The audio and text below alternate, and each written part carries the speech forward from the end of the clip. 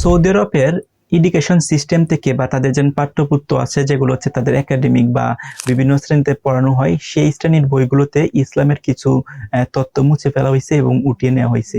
তো এই বিষয়টার একটা প্রতিবেদন অলরেডি প্রকাশ হয়েছে, এবং এই প্রতিবেদনটা যখন যখন প্রকাশ হয় এবং সাধারণ মানুষ যারা আছে সৌদি আরবের যারা জানতে পায়, তারা হচ্ছে খুবই খুব প্রকাশ করছে যে কেন হচ্ছে একটা পিওর মুসলিম কান্ট্রি হয়ে, আপনারা তো জানেন সৌদি আরব হচ্ছে একটা পিওর মুসলিম কান্ট্রি, সেখানে হচ্ছে ম্যাক্সিমাম অফ পিপুল হচ্ছে মুসলিম, এবং একটা গুরুত্বপূর্ণ দেশ হচ্ছে সৌদি আরব।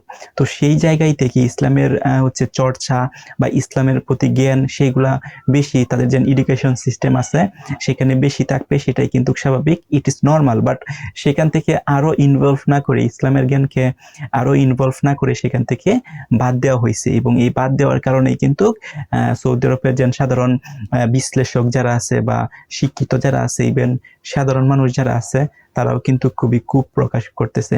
অন্যদিকে এই যে কিছু সংখ্যক বাক্য বা কিছু সংখ্যক অংশ ইসলামের, সেটা পাঠ্যপুস্তক বইয়ের থেকে যে উঠিয়ে দেওয়া হয়েছে, এটার কারণে এই বিষয়টাকে কিন্তু ইসরায়েল ভালো চোখে দেখতেছে, এবং এটার কারণে ইসরায়েল কিন্তু হচ্ছে স্বাগতম বা অভিনন্দনও জানাইছে সৌদি আরবকে।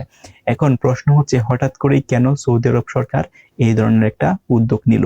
তো হয়তোবা এই যে উদ্যোগটার যে নিছে, এটা হয়তো একটা দুইটা সিস্টেম হতে পারে। একটা হচ্ছে হয়তোবা কোনো কারিগরি ত্রুটি থাকতে পারে, হয়তো বই যে সময় ছাপানো হয়েছে সেখানে হচ্ছে মিস্টেক হয়েছে, আর বই যে কত মিস্টেক হয় তখন বইগুলো পাবলিশ হয়ে যাওয়ার পর যখন হচ্ছে স্টুডেন্টদের হাতে পায় বা সাধারণ মানুষ যখন জানতে পারে যে বেশ কিছু বাক্য, বেশ কিছু ইসলামিক চর্চা বা বেশ কিছু ইসলামিক জ্ঞান সেখান থেকে রিমুভ করে দেওয়া হয়েছে, তখন বিভিন্ন গণমাধ্যম কিন্তু সেটা নিয়ে নিউজ করা শুরু করছে, এবং সেটা কিন্তু সবাই জানতে পারতেছে।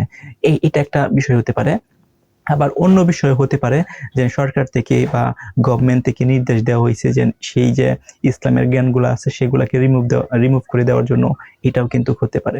এখন হচ্ছে যেহেতু সরকার এটা জানতে পারছে, যেহেতু এই যে কালিমা বলেন বা ইসলামের যে জ্ঞানগুলো আছে সেগুলাকে যেহেতু রিমুভ করে দেওয়া হয়েছে, তাহলে সাধারণ মানুষ যেহেতু সেটা নিয়ে বা গণমাধ্যমে যেহেতু সেটা নিয়ে লেখালেখি বা কথা হচ্ছে বা নিউজ হচ্ছে, তার মানে হচ্ছে সৌদি আরবের সরকার বা শিক্ষা মন্ত্রণালয়ে যারা আছে সৌদি আরবে, তারা কিন্তু বিষয়টা অবগত হয়েছে। তারপরেও কিন্তু কোনো বিবৃতি বা তারপরেও কিন্তু এই বিষয়টার কোনো ব্যাখ্যা দেয় নাই সৌদি আরব সরকার থেকে। দ্যাটস মিন সৌদি আরব সরকার বিষয়টা অবগত আছে এবং জানে, এবং তাদের পারমিশনেই কিন্তু হয়তোবা সেটা রিমুভ করে দেওয়া হয়েছে। কারণ দেখেন, যখন বইগুলা ছাপানো হয় তখন কিন্তু সরকারের যে কর্মকর্তা বা শিক্ষা মন্ত্রণালয়ে যারা থাকে, তাদের অনুমতি সহ, এবং তারা কিন্তু বারবার যাচাই করে যে বইয়ের মধ্যে কিছু কিছু মিস্টেক হচ্ছে কিনা। যাচাই করার পর কিন্তু একটা বই পাবলিশড হয়, এবং তাদের যে এডুকেশন সিস্টেম আছে বিভিন্ন শ্রেণী, সেখানে কিন্তু এই বইগুলো দেওয়া হয়। তার মানে হচ্ছে সৌদি আরবের সরকারের অনুমতি নিয়েই বা সৌদি আরবের সরকারের ইচ্ছা থাকার আছে বলেই কিন্তু এই যে ইসলামের যে জ্ঞানগুলো আছে সেগুলোকে কিন্তু এখন রিমুভ করে দেওয়া হয়েছে। এবং এটা ইসরায়েলকে ভালো চোখে দেখতেছে, এবং সৌদি আরবের হয়তো বা এটা ভালো চোখে দেখতেছে, কারণ সৌদি আরব যদি এটাকে ভালো চোখে না দেখতো তাহলে হয়তো বা এই জ্ঞানগুলোকে রিমুভ করতো না। এখন সাধারণ মানুষের মধ্যে কিন্তু এটা একটা মিশ্র প্রতিক্রিয়া সৃষ্টি হয়েছে, এবং সৌদি আরবে যারা আছে তারা কিন্তু সেই বিষয়টাকে ভালোভাবে দেখতেছে না। ইভেন তারা দাবি করতেছে যে কেন এগুলাকে রিমুভ করে দেওয়া হয়েছে আবার বই ছাপানোর জন্য, এবং আবার বই প্রপার ভাবে ছাপানোর পর যেহেতু হচ্ছে পাবলিশ করতো, কারণ রিপাবলিশ করলে কিন্তু এই যে নতুন বিষয়গুলো রিমুভ করে দেওয়া হয়েছে সেগুলো আবার নতুন করে উঠানোর জন্য কিন্তু সাধারণ মানুষ যারা আছে তারা কিন্তু সরকারের কাছে এই দাবিটা কিন্তু তুলে ধরতেছে।